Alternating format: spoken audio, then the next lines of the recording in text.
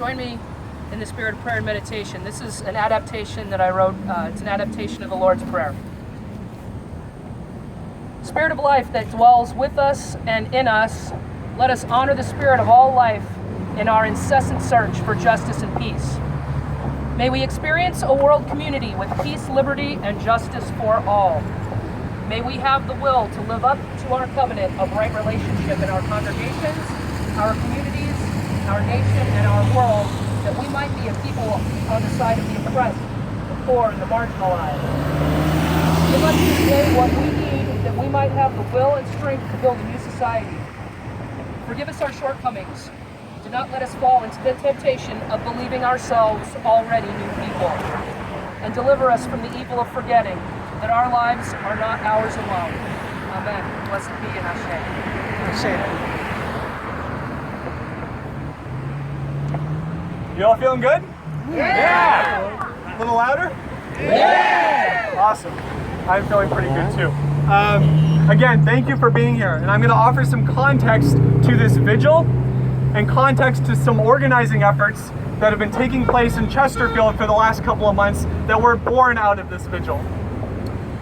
People who live, work, and worship in Chesterfield began standing vigil at this very spot in October of 2014. And we've been out here every Saturday, 11:30 a.m. to 12:30 p.m. since then. Rain or shine, hot or cold, big groups and not as big groups, but we've been here. And we've been here because the events in Ferguson a year ago were not an isolated incident, not divorced from some larger systemic issue, systemic problems in this country.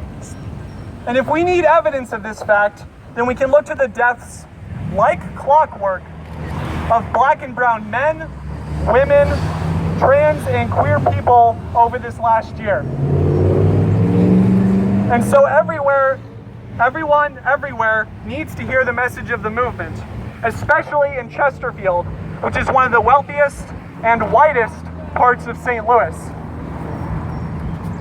One thing that grew out of this weekly vigil was an organizing efforts by members of different congregations located in Chesterfield and affiliated with Metropolitan Congregations United to engage with the Chesterfield Police Department. We wanted to see if there was an opportunity to improve practices and policies of that department so that we could prevent the next tragedy from happening here in Chesterfield. They were very receptive to our first request for a meeting. Our group met with Chief Ray Johnson on June 30th to discuss their practices and policies. And we talked to them about several different things at this meeting. We questioned their stance on body cameras, which they support but do not use. We questioned their stance on implicit bias training modules for their officers, which they support and do not use. But one of the biggest points of contention was the data that's found in the annual Missouri Attorney General's profiling report, which shows that black drivers are 4.5 times more likely to be stopped than white drivers by Chesterfield Police Department officers. So again, this is that systemic racism manifesting itself here in Chesterfield. And this is even though black residents only make up 3% of Chesterfield's population. They're also more likely to have their cars searched after traffic stops, and even though they're less likely to have contraband in their cars, found in their cars after those searches. Now, the Chesterfield Police Department disputes that this is evidence of racial profiling. Do we believe them? No! No! They only have speculation as to why this isn't an example of racial profiling, and we don't buy it.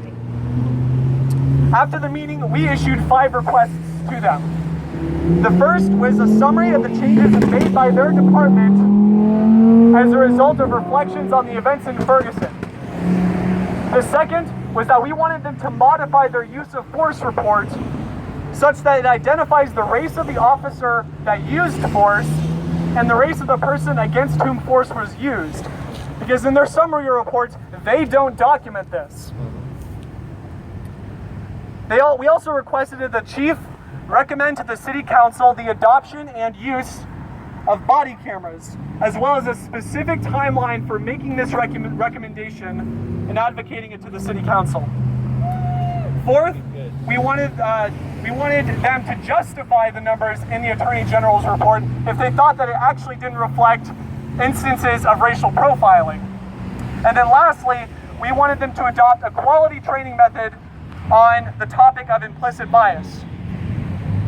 Sound like some pretty good requests, right? Yeah. This can help combat systemic racism, and it can help reduce the instances of injustice here in Chesterfield.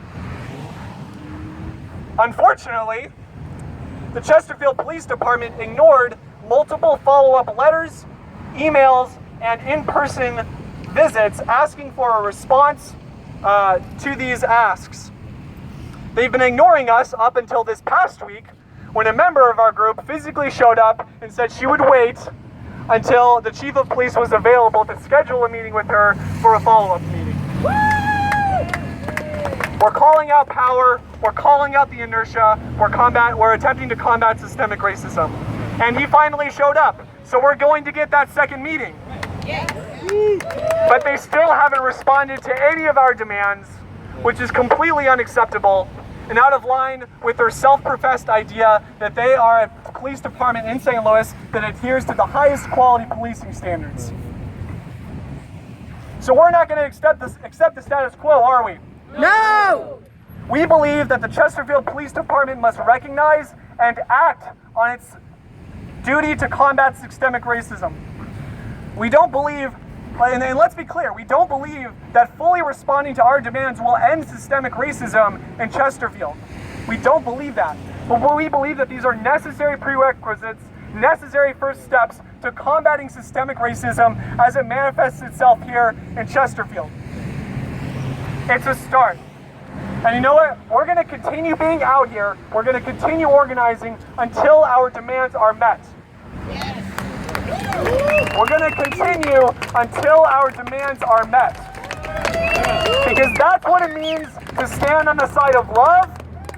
That's what it means to combat systemic racism. And that's what people who live, work, and worship in Chesterfield can do to make our city, our county, a better place. Thank you so much.